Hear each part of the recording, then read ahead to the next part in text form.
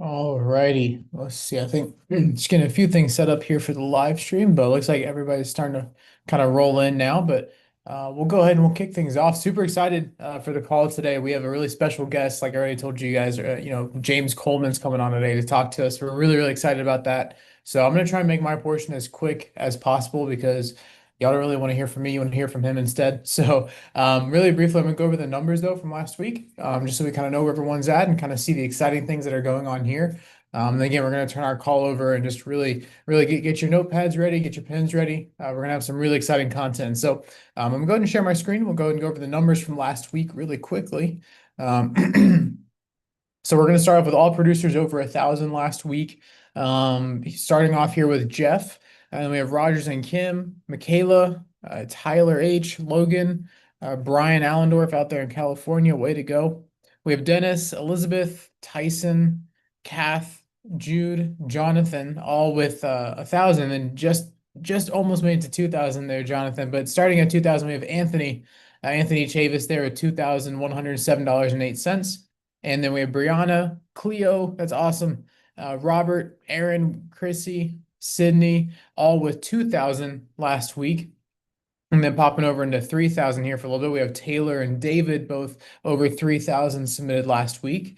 John W. holding the 4,000 spot all by himself. Way to go. Then David also holding the 5,000 spot all to himself. David Fleming with 5,000 over 5 apps last week. Now we're going to creep into the 6,000s. We have Janet and we have Tom and then Jeanette all with over 6,000 last week submitted. And then the boss man himself, Stephen, $8,038.88 and over 4 apps, even while still being at the cabin. Again, doesn't make sense. Don't know how he did it, but snuck it in there somehow. But then we're going to move on to the next slide. We're going to look at our top five weekly submitted last week.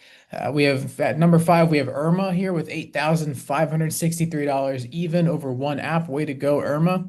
We have Jeremy Go Edwards over $8,846 even over 8 apps. We have Nick Greco here with $9,081 even over 2 apps as well. And then Mercedes, $10,762.07 over 4 apps. Way to go, Mercedes. That's awesome. And then number one last week, Marty with $28,290 and 0 cents over 1 app last week. I know he's been working on some annuities. So way to go, Marty. That's awesome. Now we're going to go to the top five paychecks from last week. We had David Fleming back here at spot number five with $3,907.70 deposited last week. We had David Helgeson here with $4,253.23 deposited last week. Mike Guerra here with $4,725.88. Jeremico Edwards, I mean, it makes sense. You saw the policies he submitted, $4,872.59 deposited last week. And then Nick Greco, number one paycheck, way to go, $11,436.43 over Monday, Wednesday, and Friday of last week. That's awesome. And again, if any of these numbers don't seem right, please make sure to utilize the link we send out in the Discord server to submit your numbers. Sometimes with the carriers, we kind of get some iffy data just on some of the e-apps and stuff like that. So please be sure to continue to send us your numbers. And then we're going to look at recruiting last week here. I know last week we had some issues with the reporting. So again, if you don't see your numbers up here again, please just feel free to reach out and let us know. We didn't get some numbers back from the Alliance last week, but from what we did see here at the base shop, we led the way. We had fast tracks. We had 8 completed fast tracks. We had 5 contracts and 2 enrolled into licensing last week. And then we had Melissa and David also with 1 contract each. So way to go, guys. And again, continue to send us your numbers so that we can let you know. And then look at Steven's schedule really quickly. So Steven today, he's currently, let me see. Yep, currently on a flight headed to Detroit, Michigan right now to go do a hotspot out there. So super excited if you're in Detroit. Make sure you go see him today, see him tonight. And then next week, October 17th through the 19th, he's going to be in Burlington here at the National Boot Camp. So if you haven't got your tickets, I think we have a couple of left. So please reach out, let us know. We would love to get you there. And then October 27th, he's heading out to Tampa there for a meeting. And then the 28th, he's heading over to California. If you're thinking that's a typo, no, that's right. He's going down to Florida and then all the way over to California and then all the way back to North Carolina. So he's gonna be a busy week for them. But And that's our numbers really briefly. Again, I tried to rush through that. So if I messed up your name, I apologize. I'm not great with names already, but I was trying to get through that quickly because I want to listen to here to James. James, can you hear me? Can you see me? Yes, sir, Chandler. Can you got me? I got you, my friend. How are you? I'm doing pretty good, buddy. I can't complain. Good, man. Good, good. Well, like I said, we're really excited to hear. I mean, I was telling some of the team earlier about, some of the benchmarks you and your team have hit this year and how fast you guys are killing it this year. And so I just honestly, we want to just leave it open to you. We just want to see, what things you guys are doing that obviously the secrets that you're willing to share. See what you guys are doing that's really working for you guys and just see what things we can implement. So, we're gonna take our pens, we're gonna write some notes and just feel free to take it away. And if you need anything, just let me know. Okay. Great, fantastic, Chandler. Hey, thanks. First and foremost, I definitely appreciate Stephen and Holly Davis for allowing me the opportunity to get in front of the team and talk about what it is we're doing. And I gotta say, I don't think we're doing anything spectacular that nobody else is doing. I think for us, it just came down to commitment and focus. And people say focus, follow one course until successful. Commitment for me, and what I teach my team is commitment is transcending words into action and making time when there is no time. So everything for us, and we had this explosive growth started back when we I got back from NatCon, and Stephen Davies and Fish, they both did topics on recruiting. And it hit me like, hey, look, we need to take this recruiting thing serious if we really want to build this thing, right? And actually have a business. And for me, not to just be owning a high paying sales job, if that makes sense. Because if all we doing is just selling, then that's the reality, right? And so I reached out to Fitz and I asked him, can my wife and I hop on a call and listen to him do some recruiting? And he was like, yes. So he allowed my wife and I to hop on that call, listen to him do some recruiting. And we had an aha moment, like, it's nothing big with recruiting. It's just like we just having a conversation with the people and listening to them. And if we listen to them, then we know how to talk to them and sell them on the opportunity that we have. And so we started on that. And then I went to the cabin in March. And by that time, I think our business was doing, we was DMs at that time, and we was probably doing about just over 40,000 and issue paid business. But coming back from that cabin, I was on fire. And because one thing I did, I said, I'm going to do whatever Andy Albright tells me to do. And what Andy told me to do, because at that time I had a person that was doing my recruiting and also doing my social media. She was the one person. And Andy told me to no.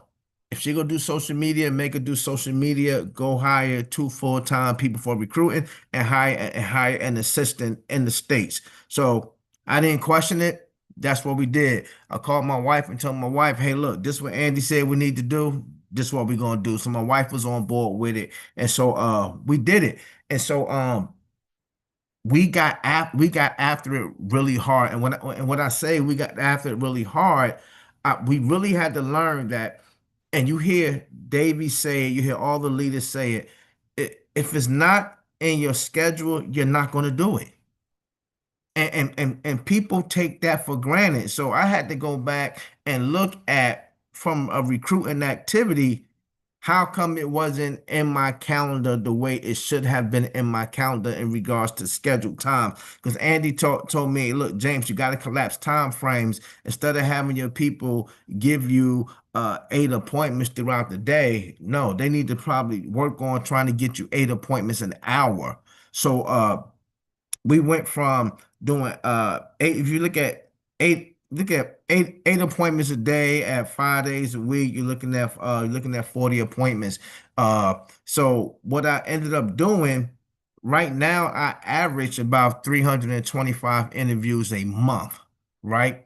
uh I'm not as good as Davies, I'm not as good as the Levin Tovages, none of them, right? But in order for me to position myself, I'm like, I got to do way more interviews than what they do in order for me to be in the game. Now, when I say for me to be in the game, we went from not even being mentioned or thought about when it comes down to recruiting to we got up to eighth in the company year to date, dropped down to 10 last month because we got some stuff going on, but completely focused on the work that involves recruiting. It's on my schedule. Like for today, I got 19 recruiting appointments today. My question to everybody on the call that say they want to build this thing, how many do you have? That's the question that you got to ask yourself. The other thing is this: when I look at our numbers and our explosion, we go from 40,000 a month to last month we issue paid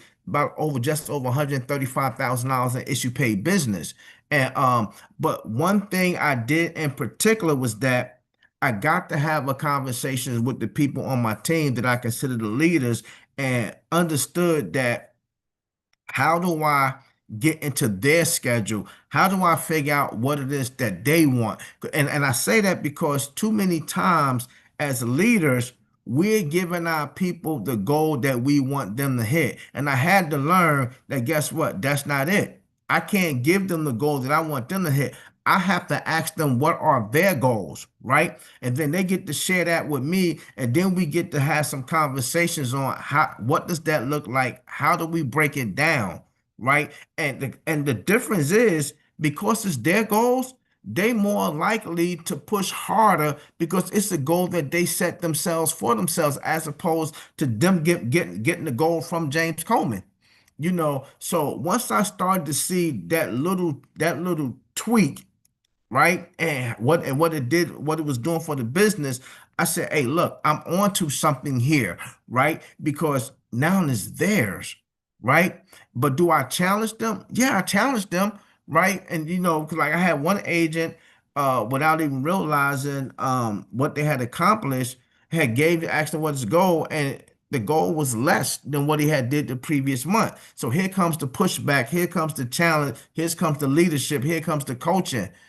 I can't allow you to go backwards. That is not what we're doing here, right? So having that conversation with them, and they didn't even realize it. The other piece is when I'm talking about getting to their schedule, right?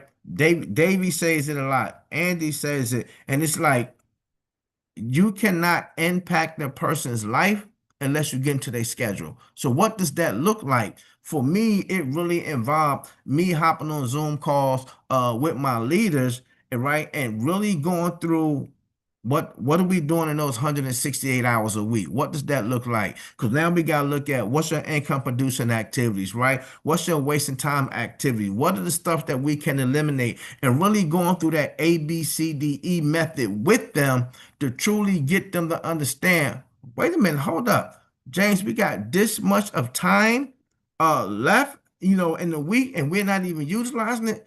Absolutely. And here's the reality. People think they are busier than what they really are. Until you, as a leader, take the time to hop on a Zoom and go through all that with them, right? They're going to continue to think that they got all this stuff going on. And the reality of it is, they have extra time to do what they got to do. The other thing that we did, right, instead of me just having recruiters and getting them on my schedule, my also have recruiters.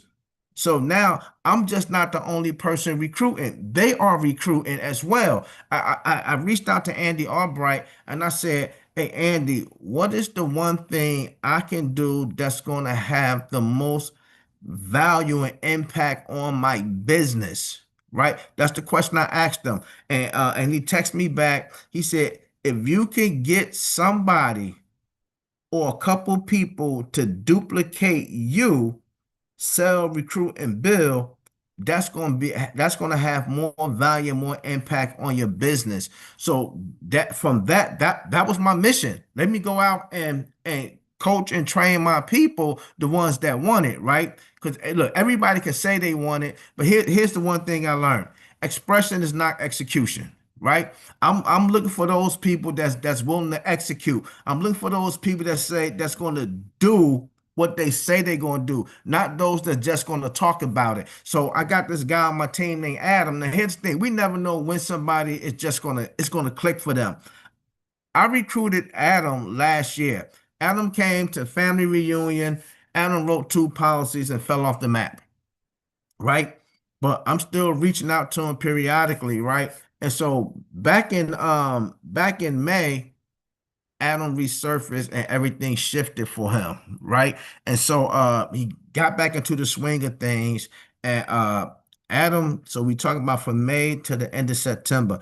Adam has qualified agency manager and hit his first month as DM during that short time frame. My daughter has qualified agency manager. I got another guy on the team, Benji. He just hit his first month as recognized agency manager. This should have been he should have qualified in September because he missed his first month as recognized by $400. So that was a coaching moment for me to have with him in regards to the responsibilities, what's important, right? Missing it by $400. Hey, look, you're not tracking the business and you're taking some things for granted. We can't have that, right? Not if you're telling me these are your goals, this is what you want to get accomplished. So really taking the time out with the leaders on my team. And Andy said I have too many calls with them, right? But at the same time, he said, James, if it's working, it's working, right? They say if it ain't broke, don't fix it, right? And so I'm not having calls, just be having calls, right? We're doing all of us, we and y'all probably do the same thing with there's a book that y'all read in, but we're hopping on the calls and we're getting some takeaways on what resonated with you as you was reading this book. But more importantly, let's talk about what does the application piece look like? Because we hear this phrase thrown around all the time, knowledge is power. Knowledge is not power if it's not applied. So let's talk about the application piece of what it is we just got from this book. And I'm on these Zoom calls with them as well, breaking down the business, having them learn how to look at their business, teaching them how to look at the individuals on their team. So is it a whole lot of coaching and training that goes on with it? It's a whole lot of coaching and training that goes on with it. But more importantly, my people are challenged on their income producing activity. We're not just talking about recruiting, we're tracking it, right? We got a whole system that we do from the onboarding process to the time the person write they first policy. Now, did we have to go through trial and error to get that right? Absolutely. Part of the trial and error, I was at the cabin in March and I'm having a conversation with Mike Leventovich, and I'm telling him this is what I'm doing. He said, James, who told you to do that? Nobody told me to do it. So why are you doing it? And I didn't have an answer because I thought that's what I was supposed to be doing. And here's the thing, it's not that it was wrong. It was just prolonging the process for the agent to get up and running. And it wasn't allowing me to have as many touch points with the agent or not allowing my assistant to have as many touch points with the agent. It's like the agent is out there in la la land. So we had to course correct that. So we got a system in place that all of my agents use that's recruiting because we don't want nobody ending up in la la land. Now, do some people still end up in la la land? Absolutely. But guess what? It's by choice. It's not because we dropped the ball. It is by choice. So we are focused on everybody hitting their goals that they put in place for themselves. And I have them to reach out to the members on their team and ask them what are their goals, right? Because I might say, hey, look, one of my goals is for you to hit DM. You might not want to hit DM. Your goal might be, hey, look, I just want to make an extra $3,000 a month. If that's your goal, that's your goal. I shouldn't put my goal on you. And we think that, yeah, we should. They should know what it is you're going after. Yeah, they can know what it is you're going after. That should never be a topic of conversation on a consistent basis. Zig Ziglar said, if you help enough people get what they want, you get what you want. So how come we're not helping the people get what they want? We got to learn to remove ourselves from that. And for some people, it's hard. The reason why it was easy for me to make the transition is because I'm thinking about servant leadership. I'm thinking about how do I show up in service of them, right? So me taking my goals and taking it off of their plate was okay. Let's just make it happen, right? I think sometimes we think when we're hearing from what the leaders are saying, we're hearing the same thing over and over and over again. But here's the reality. The reality is this: success is repetition, right? You hear Andy talk about mastering the mundane, Yeah. So when I'm going through all these interviews, right? I'm saying the same thing to most other people. Some stuff gonna switch up, predicated upon what they got going on in their life, what it is they're looking for. But for the most part, it's the same, right? It's just like when you're in the house selling, right? Most of your jokes gonna be the same. You're absolutely going to stick to the script. One or two things might be different, but if you can get crystal clear on what it is you want and focus on that and the activity, you're going to see success. I like to say there's four pieces that is going to allow the person to have success. I don't care if it's recruiting and I don't care if it's sales. It's four pieces that is essential to having that success. And the first one is resources. I don't care if you're selling, I don't care if you're recruiting. You have to have fresh resources to talk to weekly. You got to have fresh resource to talk to weekly. So what does that look like from a recruiting perspective, right? For me, it is, the Alliance is now doing Prop Hog. Prop Hog got introduced to the Alliance through me because I found them and have been following them for probably about 8 or 9 months before I decided to pull the trigger with them, on licensed agents list. Now everybody in the Alliance, if they're part of the President's Club, they have access to that, right?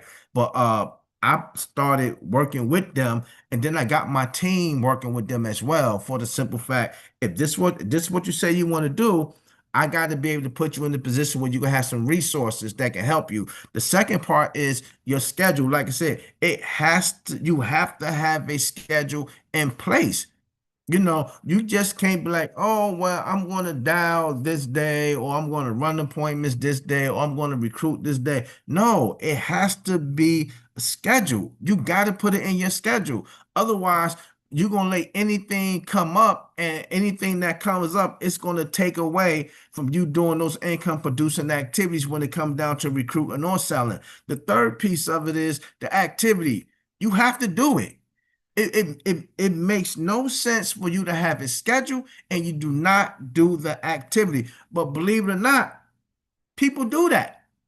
People absolutely do that. The fourth part is the consistency, right? You got to be consistent with your weekly resources. You got to be consistent with your schedule. You got to be consistent with putting the activity in. I promise you, if one of those pieces are missing, you are going to struggle in regards to building your business, rather it be sales or rather it be recruiting. If you don't have fresh resources to call, you're going to struggle. If you're not consistent with putting the schedule in place, you're going to struggle. If you're not consistent with the activity, you're going to struggle. So all those pieces is critical to your success as you build this business.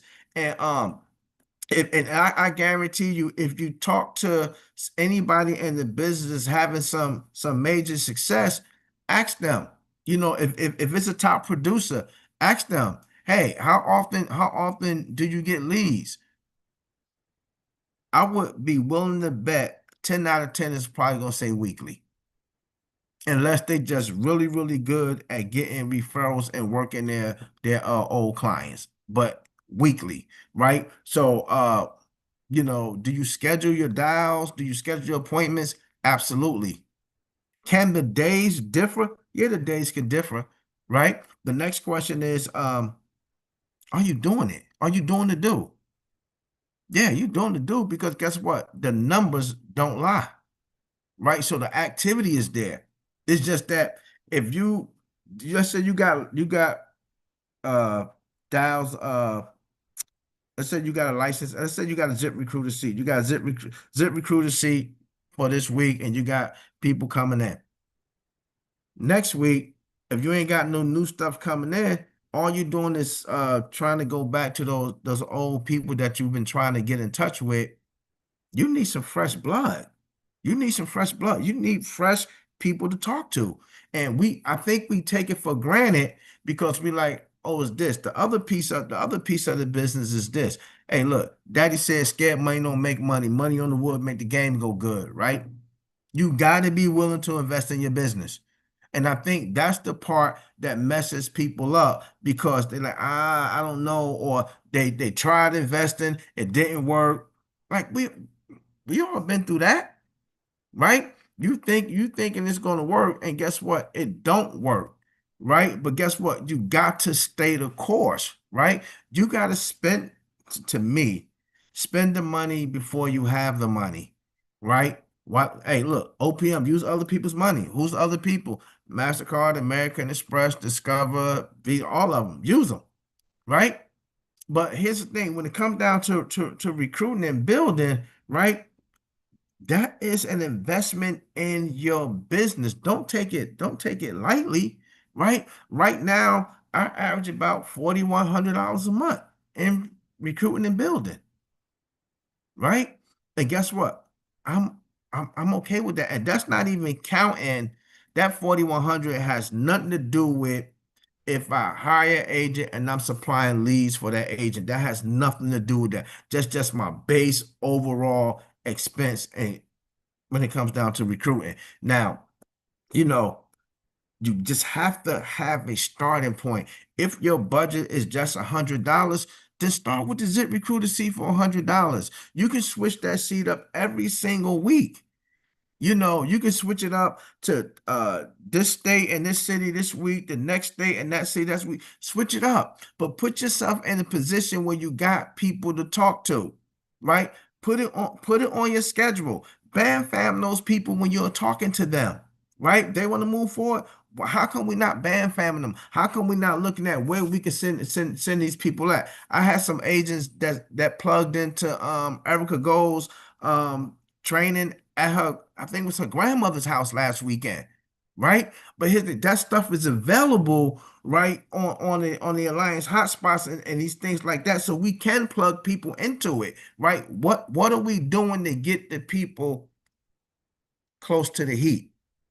What are we doing? What are we doing that? What are our conversations look like? How are we painting the vision with the people that we are bringing on or the people that we are talking to and the people on our team? How do we get them to start looking at their business to where as though they want to become a business builder? They just don't want to just be having a high paying sales job, right? Here's the thing. Do we need people to sell insurance? Yes, absolutely. That's how we make our money.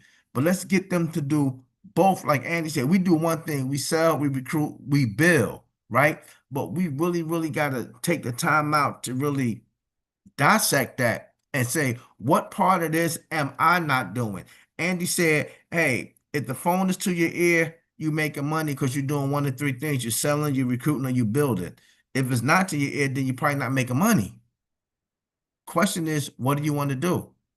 So I am constantly dedicated to following my schedule that I have in place, right? I had to get disciplined in that aspect, and I'm teaching my people to stay disciplined in that aspect. Are we perfect? No. As my man Jay-Z said, nobody walking the earth's surface is work with the kid, right? And none of us perfect, right? But when we recognize that we are veering off, right, it gives us an opportunity to get right back on track. And this is one of the reasons why I have the calls that I have with my people, because to me, if I don't touch base with them as often as I do, they might be way out there before I get the opportunity to help reel them back in and get them back focused on what it is that they want to get accomplished. So like even like right now, on our call today, we typically have a leadership call tonight, but because I'm on I'm doing a hotspot in New Jersey tonight, right? Now I'm reaching out to my leaders on an individual basis, right? Talking about the business, what has to get done before the very next time that we speak. When I say what has to get done, in regards to what it is that they want to get accomplished, right? In regards to how many people you're looking to recruit this month. What does that look like? Whatever that number is, let's break it down for the week. And now let's take a look at, how many scheduled interviews do you got coming up? What does that look like? You know, and people might say it might be micromanaging. I don't call it micromanaging. I call it me helping them, right? I call it me putting myself in a position to inspect what I expect, right? Too many times we're having people do something, but we never go back and check it. I want to constantly go back and check it, and they love it. I cut our calls down, and they said, James, why'd you cut the calls down? Because I'm thinking I'm doing too much. They like, no, you're not doing too much. This is helping us. This is why Andy said, hey, look, Bo, if it's working, keep doing it, right? But part of it also is, what do those in-depth conversations look like with them? Right? And I say in depth, I'm not talking about us going one leg, one leg, one leg. I'm talking in-depth conversation in regards to coaching and training them. What does those conversations look like? Because those conversations are critical. It's essential to their business. I'm having coaching calls on conflict resolution with them, because understand, you're going to have people in the business, and it's easy to for them to say something and you get triggered and pissed off, right? How do we respond to that, whereas though we're taking ownership, but also challenging them to do their part, right? That's some coaching stuff that's going on there. That's just not nothing where, hey, just a simple, hey, look, man, the heck with them. No, no, no, no, no, no, no, no, no, no, no, no, not that. You know, Coming back from the cabin, one of the big pieces I took away from Andy was like, be less nice to the people that say they want it, and nicer to the people just moving along, right? And I'm thinking I need to be nicer to the people that's doing the do, right? But no, no, no, no, no. Less nicer, because less nicer mean you're pushing and challenging them even more, right? So I'm like, oh, I'm with that all day long. So at the cabin, I had four of my guys there at the cabin, and we had a real come to Jesus conversation about stepping it up and going to the next level. Yep, okay, 135,000, that's great. It's not where we want to be. Your numbers is not where you want to be, not based off what you told me you want to be, right? So if you told me you want to be here, okay, then let's look at what's stopping it. Where is the brick wall that's stopping it? And let's have a conversation. How do we get through it? Rather we going through it, we going over top of it, we going around, we going underneath, but we gotta get through it. Stumbling blocks are only opportunities, and when opportunity presents itself, you take advantage of it. What does that look like? Those are the kind of conversations we're having. This is how we're collectively drilling in. And I'm coaching in a one-on-one form, and then I'm also coaching on a leadership platform with my team as well, right? And I'm teaching them to do the exact same thing with the people that they are identifying as future leaders in their business, right? Because I'm a firm believer, each one teach one, right? But each one teach one, but guess what? We gotta have some specifics on what it is we're talking about and what it is we're teaching. We're just not out here just free willy just doing it. No, no, no, no, no, no, no.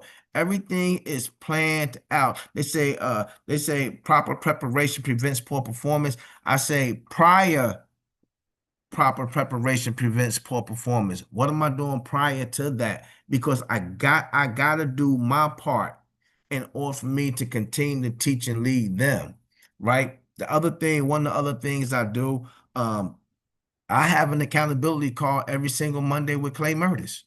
Right? I've been doing that since NatCon. The only time I have not had that call, either I'm out of the country or Clay out of the country. Any other time, we are having that call. Period. I don't care if a holiday falls on that Monday, Clay and I is having that call. Why? Because I want to be held accountable to what it is I say I'm going to do. My question to you all, do you want to be held accountable? My question to you all is, do you have an accountability partner? My question to you is, you know, I'm gonna put it like this: apprehension versus anticipation, right? So some of you are apprehensive about having a real conversation with Stephen Davies about what it is you really want to get accomplished. You apprehensive about being completely transparent with him in regards to where you at in terms of your cash flow, right? You're apprehensive about having a conversation with him about what are some of the challenges that you're dealing with in your personal life, with you and your significant other, you and your kids, and things of that nature. And because you're apprehensive, what you're not realizing is that it's hurting you, right? It's hurting you because he cannot guide you or give you any advice on something that you're not completely transparent with or that you're not sharing. I said you got to start to have some anticipation in your life. Start anticipating, hey, if I have this conversation with Stephen Davies, how's it going to affect me positively? If I start having some anticipation that if I go all in and invest in my business, what would it look like? Start to have some anticipation. If I make this sacrifice and get to national boot camp, how will that help change me? Start to have some anticipation. Hey, look, let me just go throw $1,000 on some leads and go all in on that. Start having some anticipation. Hey, look, let me go ahead and dial these 8 hours and make these 400 phone calls. Start having some anticipation. If I book 20 appointments, what is that going to look like for me? How is that going to affect me financially? You got to get some anticipation in your life.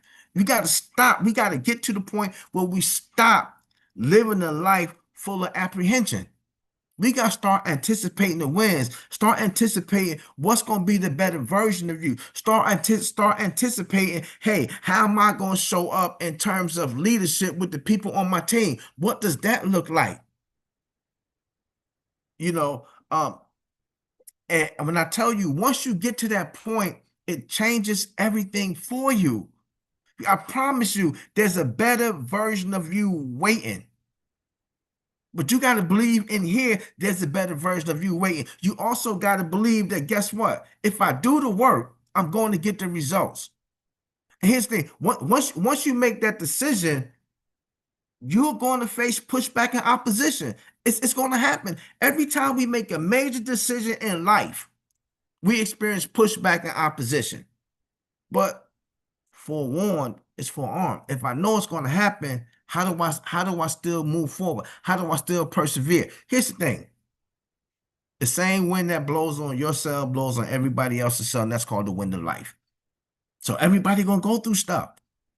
But it's not about what we going through, it's about how fast do we get up and move, right? How fast we get up and move. And when we move in, when something happens, the question is, are we reacting or are we responding? Because the two are different. Most people are reacting, which means everything is based off emotion. See, when you're responding, you're taking the time to really look at what happened and put it in perspective and see the positive in it. We hear life is 10% what happens, but 90% what we do about it afterwards. The question is, what's that 90%? Is it reaction or is it responding? We get to control that. Right. So when it comes to our business, I can say, hey, look, I invested in this agent. This agent didn't do anything. I can say, heck, the heck with it. Or I can say I invested in this agent. And guess what? Now this might not be the right time for that agent, right? Can I still love on that agent? Can I still stay in contact with them?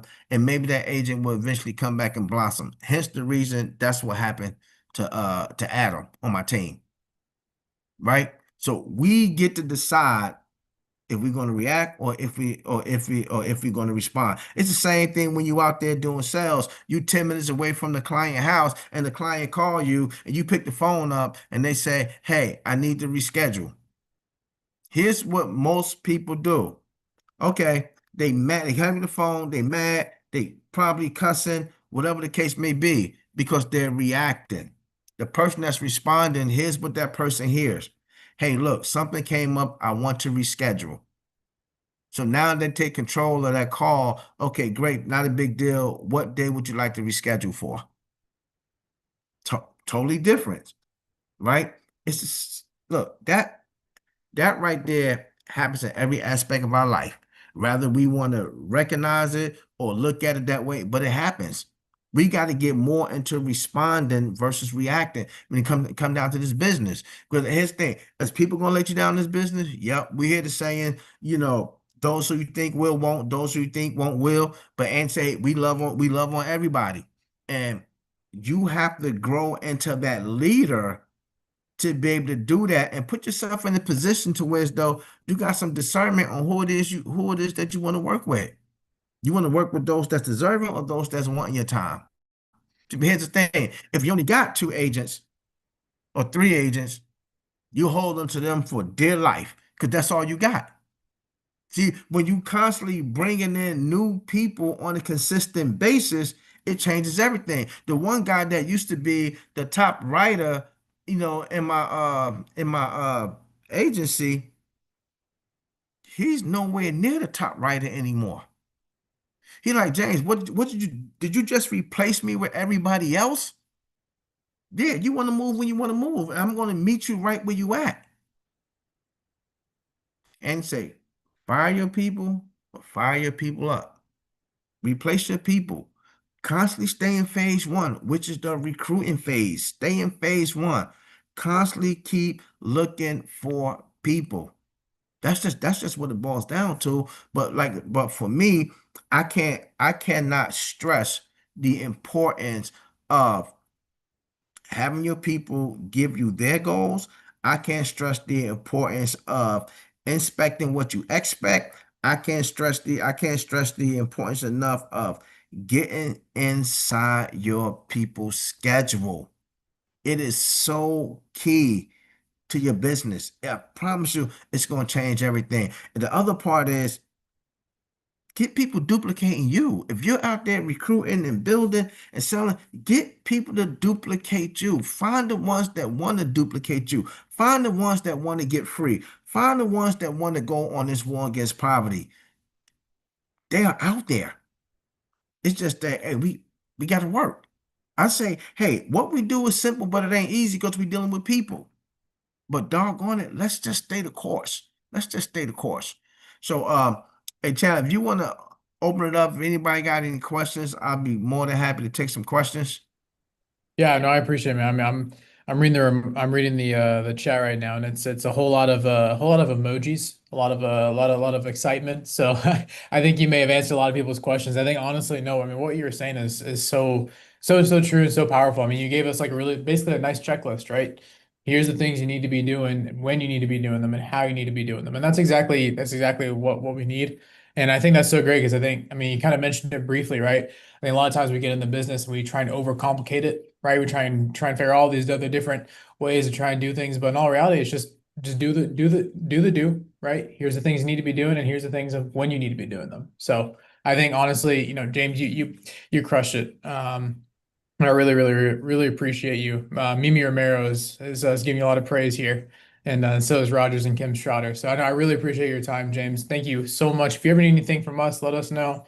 I don't know if you have anything else you want to share, but honestly, I mean, what you shared that was incredible. That was just what we needed. Yeah, the last thing here's the last thing that I want to share. Davies came out to a meeting one day in Atlanta, probably a couple months ago, and I'm showing him something, and he sees on my phone in my notes that I got notes from him back when I first got started in his business back in 2015. He said, "James, you got notes from like 10 years ago from me?" I'm like, "Yes, absolutely." This is the stuff I go back and look at, and when I hear you talk, I'm reminded of Success is repetition. I'm reminded of that because some of the things you say today, I can go back and say, Davey said this 10 years ago. It still applies. Why are we keep trying to reinvent the wheel? Hmm. We got the blueprint. It's just we know what we're supposed to do. We just don't want to go out there and do it. Why? Because of the effort and the time that it's going to take. But we gotta be willing to make some sacrifices, right? We was at that conference and Andy had those little coins on stage, right? And telling people to get those coins. I promise you, everywhere I go, I got this coin. Everywhere I go. Because here's what we're gonna experience. We're gonna experience, we get up, I don't feel like it today. But I put my hand in this pocket and I feel this coin, and I'm like, I don't care if I don't feel like it. I know what I gotta do. So, for anybody on the call, right? When you don't feel like it, what are you doing? What are you grasping, or what are you looking at that makes you say, "I'm gonna do it anyway. I don't care. I gotta do it." It's not up for discussion. For me, it is absolutely this coin right here. That's what it is for me, right? So, but thank you for allowing me the opportunity to get on the call to talk to the team and everything. I'll definitely reach out to Davies and thank him again. But hey, look, yeah, if you was on the activity call on Friday morning, you heard me say, "Hey, look, go in the mirror, look at it, and say, if it's meant to be, it's up to me." It ain't up to nobody else. You got to get to the point where you understand your job is to become system dependent, not sponsor dependent. That's the job of all of us, to become system dependent, not sponsor dependent. I'm gonna leave y'all with this. Foot to neck. Foot to neck. Let's go get it. All right. Thank Thank y'all. you, James. Thank you so much, man. All That right, was buddy. awesome. What a way to start the week. So thank you, James. Thank you for popping on. Everybody, let's lead with that energy, right? Let's keep that going and let's get the week and let's attack it. Everybody, have a great day.